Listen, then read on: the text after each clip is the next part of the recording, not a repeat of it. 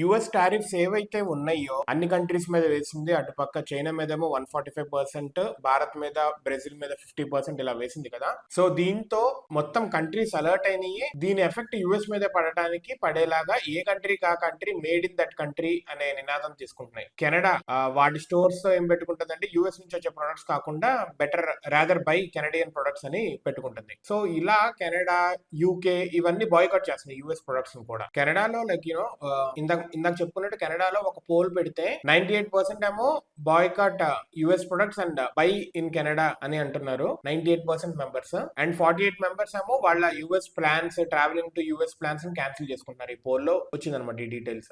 And US యొక్క average tariff rates అనేది 18.6% కి రీచ్ అయింది, which is highest since 1933. Walmart లాంటి కంపెనీసే చైనా నుంచి వచ్చే ప్రొడక్ట్స్ దగ్గర దగ్గర 10% తగ్గించేసుకొని వియత్నాం అండ్ థాయిలాండ్ ఇక్కడ నుంచి తెచ్చుకుంటారు. నైకీ ఇలాంటి కంపెనీస్ కూడా వాటి ప్రొడక్ట్స్ డిలే అయింది. ఎందుకంటే చైనా మీద టారిఫ్స్ వేయడంతో నైకీ దాని ప్రొడక్ట్స్ అన్ని చైనా నుంచే సోర్సింగ్ కాబట్టి అక్కడ నుంచి కూడా నైకీ ఇట్లాంటి కంపెనీస్ కూడా చాలా డిలే అయింది. ఏల్స్ యూనివర్సిటీ బడ్జెట్ ల్యాబ్ వాళ్ళు ఎస్టిమేట్ వేశారు ఈ యుఎస్ టారిఫ్స్ వల్ల అసలు ఏంటి జరుగుతాయి యుఎస్ లో అని చెప్పి.